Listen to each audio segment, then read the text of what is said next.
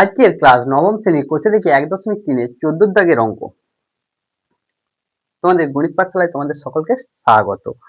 দেখো আজকের ক্লাসে কি আছে, √5 এর দশমিক বিস্তার এমসিকিউ আছে। আমি শুধু কোশ্চেনগুলোর স্টুডেন্টকে এমসিকিউর উত্তরটা আমরা পাশে লিখে দিচ্ছি এই লাল পেনে করে। এখানে দেখো √5 এর দশমিক বিস্তার প্রথমে দিয়েছে এটি সসীম দশমিক, এটি সসীম অথবা আবৃত দশমিক, এটি অসীম ও এবং অনাবৃত দশমিক। তাহলে অপশন হবে সি একটা, এটি অসীম এবং অনাবৃত দশমিক। কারণ দেখো √5 একটা অমূলদ সংখ্যা, অমূলদ সংখ্যা কখনো আবৃত দশমিক হয় না, আর কখনো তার দশমিক বিস্তার সসীম হয় না। তারপরে নেক্সট অঙ্ক আছে দুটি অমূলদ সংখ্যার গুণফল, দুটি অমূলদ সংখ্যার গুণফল। তাহলে দুটো অমূলদ সংখ্যার গুণফল এখানে অপশন দেওয়া আছে, সর্বদাই অমূলদ সংখ্যা হবে, সর্বদাই মূলদ সংখ্যা হবে, সর্বদাই একটি পূর্ণ সংখ্যা হবে, কিন্তু লাস্টের অপশনটায় দেওয়া আছে মূলদ কিংবা অমূলদ। তাহলে দুইটা কি হবে, মূলদ কিংবা অমূলদ। এর এক্সাম্পলটা আমরা যখন যেদিন ধারণা দিয়েছিলাম সেখানে বলে দিয়েছিলাম, আজ আর বলছি না। 3 নম্বর, পাই এবং 22-এর 7 এই দুটো সংখ্যা কি? প্রথম অপশন দিয়েছে দুটি মূলদ সংখ্যা, দুটি অমূলদ সংখ্যা, পাই মূলদ সংখ্যা এবং 22-এর 7 অমূলদ সংখ্যা, পাই অমূলদ সংখ্যা এবং 22-এর 7 মূলদ সংখ্যা। তাহলে এখানেও এটা ডি এর অপশনটা হবে, পাই অমূলদ সংখ্যা, অমূলদ সংখ্যা এবং 22-এর 7 মূলদ সংখ্যা, মূলদ সংখ্যা। প্লে লিস্টে গিয়ে ধারণাটা দেখে নিও, সেখানে ডিটেলসে বলে দিয়েছি। দুটো মূলদ সংখ্যা মধ্যে, দুটো মূলদ সংখ্যার মধ্যে কোনো মূলদ সংখ্যা নেই, একটি মাত্র মূলদ সংখ্যা আছে, অসংখ্য মূলদ সংখ্যা আছে, কোনো অমূলদ সংখ্যা নেই। এটা অসংখ্য মূলদ সংখ্যাও থাকে এবং অসংখ্য অমূলদ সংখ্যা থাকে, কিন্তু অপশনে এখানে শুধু অসংখ্য মূলদ সংখ্যা দিয়ে। তাহলে এখানে লিখবো অপশনটা কি দিয়েছে, অসংখ্য মূলদ সংখ্যা আছে, অসংখ্য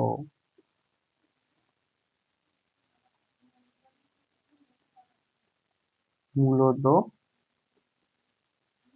সংখ্যা আছে। এই জায়গাটা বুঝতে পেরেছো? 5-এরটা বলছে দুটি অমূলদ সংখ্যার মধ্যে অসংখ্য অমূলদ সংখ্যা আছে, এটাও অসংখ্য অমূলদ সংখ্যা হবে, অসংখ্য অমূলদ সংখ্যা আছে। এরপরের দেখো 6-এর দাগের আছে কি, শূন্য একটি কি হবে, শূন্য একটি অখণ্ড সংখ্যা কিন্তু পূর্ণ সংখ্যা নয়, না। পূর্ণ সংখ্যা কিন্তু মূলদ সংখ্যা নয়, না। এখানে ডি এর অপশনটা হবে শূন্য অখণ্ড সংখ্যা, অখণ্ড সংখ্যা। তারপরে কি দেওয়া আছে, পূর্ণ সংখ্যা, অবশ্যই পূর্ণ সংখ্যা, পূর্ণ সংখ্যা। তারপরে কি দেওয়া আছে, মূলদ সংখ্যা, অবশ্যই মূলদ সংখ্যা, ফার্স্ট কোশ্চেন ছিল, কোষে দেখি 1.1-এর ফার্স্ট কোশ্চেন ছিল মূলদ, ফার্স্ট না হলে দ্বিতীয় সংখ্যা, অবশ্যই মূলদ সংখ্যা। তারপরে ছিল বাস্তব সংখ্যা, অবশ্যই বাস্তব সংখ্যা, কিন্তু কিন্তু অমূলদ সংখ্যা নয়, কিন্তু অমূলদ সংখ্যা নয়। তাহলে আমরা দেখলাম এমসিকিউ সলিউশন। এবার 15-এর দাগে দেখি লেখা আছে সংক্ষিপ্ত উত্তর, মানে 2 নম্বরের কোশ্চেন যেগুলো হয় সেগুলো দেয়া আছে। চলো আমরা একসাথে সলিউশন করি। দেখো 15 দাগের যেগুলো আছে সংক্ষিপ্ত উত্তরধর্মী, সেখানে একের দাগের অঙ্কটা কি দেওয়া আছে, একের দাগের আমি সলিউশনটা করছি, একের দাগের সলিউশনটা করছি। একের দাগের অঙ্কটা দেওয়া আছে, একটা উদাহরণ লিখি যেখানে অমূলদ সংখ্যার যোগফল একটি অমূলদ সংখ্যা হয়। তাহলে উদাহরণ হিসাবে লিখতে পারি, একটা অমূলদ সংখ্যার যোগফল, একটি উদাহরণ লিখি যেখানে দুটি অমূলদ সংখ্যার যোগফল। তাহলে দুটি অমূলদ সংখ্যা হলো, দুটি অমূলদ সংখ্যা, বহু লেখা যাবে, সংখ্যা হলো, মনে করো 2 প্লাস রুট 5 আছে আর 2 মাইনাস রুট 5 আছে, এদের যোগফল কি হবে? তাহলে আমি যদি এখানে যোগফলটা একটু দেখিয়ে দিই তোমাদেরকে, 2 plus root 5 plus 2 minus root 5, এটা কি হবে? 4 হবে। এটা কি মূলদ সংখ্যা আসছে, এক নম্বরের সলিউশন হলো। 2 নম্বরের সলিউশনে দেখো, দুটি, একটি উদাহরণ লিখি যেখানে দুটি অমূলদ সংখ্যার বিয়োগফল মূলদ সংখ্যা হবে। তাহলে দুটি অমূলদ সংখ্যা হলো, মনে করো 2 প্লাস রুট 5 আর 3 প্লাস রুট 5।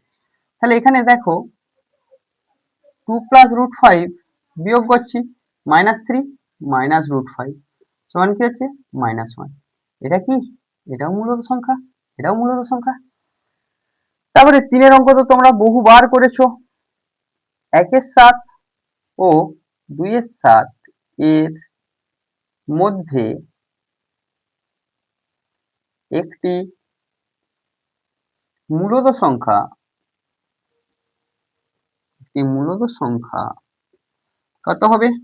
1/7 যুক্ত 2/7 বাই 2। তাহলে এটা যোগ করলে কত হচ্ছে? 3/7 বাই 2। তাহলে এটা কত হবে? 3/14। 4 নম্বরে কি আছে? 1/7 এবং 2/7 এর মধ্যে অমূলদ সংখ্যা। তাহলে 1/7 আছে আর কত আছে? 2/7 আছে। এগুলোকে আমরা আগে দশমিক ভগ্নাংশে প্রকাশ করব। এখানে পর্যন্ত হয়েছে তো? আমরা একটু মুছিয়ে নিই, দিয়ে 3 এর অঙ্কটা আমরা করব। 4 এর অঙ্কটা করব। এখানে দেখো, আমরা মুছিয়ে নিই এটা, দিয়ে 4 এর অঙ্কটা করছি। এখানে 4 এর অঙ্কের সলিউশনেতে কি হচ্ছে? সলিউশনেতে কি হচ্ছে? 1/7 আছে আর কত আছে? 2/7। এটা সমান কত হয়? 1/7। দেখো 7 দিয়ে যদি আমি 1 কে ভাগ করি, কি আসছে? দশমিক বসাও, 0, 1 খাও 7, 30 দশমিকের জন্য এখানে একটা 0 রাখবে, সুন্দর লাগবে দেখতে।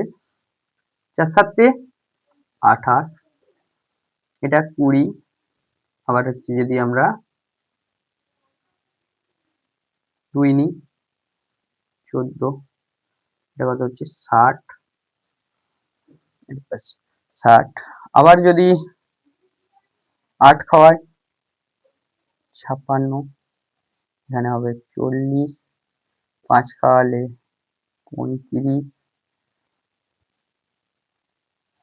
7 খাওয়াও 49, 1 এরকম আসবে।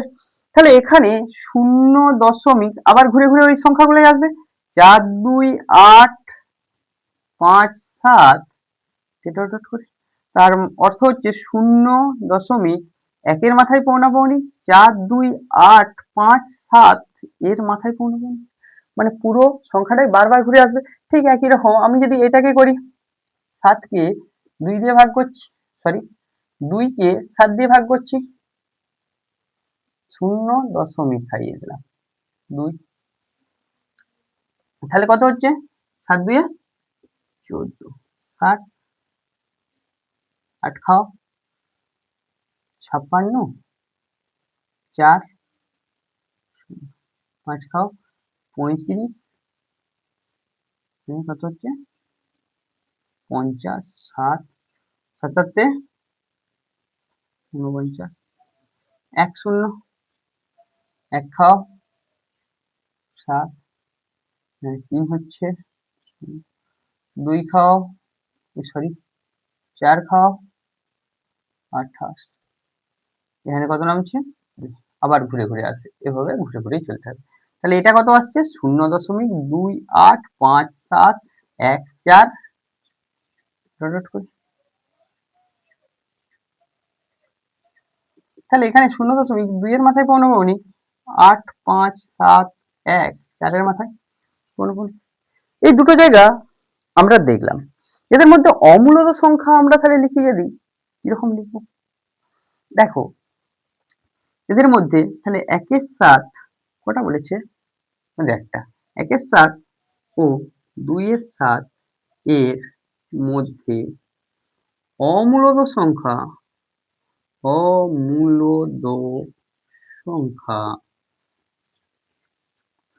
এর থেকে বড় একের বা 1 রাখলাম 0.1 0.1 করলাম 0.1। তারপরে এটার থেকে ছোট 4 থেকে বড় 5 5। তারপরে তোমরা তোমাদের পছন্দ মতো এবারে লিখে নিতে পারো 6 7 8 2 1 3 ইত্যাদি। যেমন এর থেকে বড় এবং এর থেকে ছোট হয়, এভাবে আমরা অসংখ্য সংখ্যা লিখে লিখে যেতে পারি, যাতে না ঘুরে আসে, বহু উত্তর হবে, তার মধ্যে একটা দেখালাম কিভাবে অমূলদ সংখ্যা লেখা হয়ে থাকে। এবার আমরা যে সলিউশনটা করব 5 সলিউশনটা, কত নম্বর সলিউশনটা 5 নাম্বার। আবৃত দশমিক সংখ্যাকে সামান্য ভগ্নাংশ, কিন্তু পুরো একটা দাগ করেছিলাম 10টা, 1 2 3 এর মাথায় পৌনঃপুনিক সমান 1 2 3 -12 বাই 9 অনাবৃত দুটো শূন্য। তাহলে এখানে কত হচ্ছে বিয়োগ করো 1 1 1 9 0 0, 3 দিয়ে ভাগ করো 3 আর 7 বাই 300। তাহলে সামান্য ভগ্নাংশে চলে এলো। এভাবেই আমরা অঙ্কগুলো শিখি। তোমাদের যদি গণিত পাঠশালার ক্লাস ভালো লেগে থাকে তাহলে গণিত পাঠশালার ফেসবুক পেজে গিয়ে ফলো করো, লাইক করো এবং বন্ধুদের মধ্যে শেয়ার করো পরবর্তী ভিডিওগুলি পাওয়ার জন্য। এবং ইউটিউব পেজ, আমাদের এই ইউটিউব পেজ গণিত পাঠশালা, সেখানে গিয়ে সাবস্ক্রাইব করো, পাশে বেল আইকনটি প্রেস করো এবং পরপর অঙ্কের অনুশীলনী ধরে ক্লাসের সমস্ত সলিউশন পাবে এবং প্রশ্নবিচিত্রা এবং বিভিন্ন আদার্স বইয়ের সলিউশন পাবে আস্তে আস্তে, এবং তোমাদের যেগুলো লাগবে কমেন্ট বক্সে তোমরা জানিও। Thank you.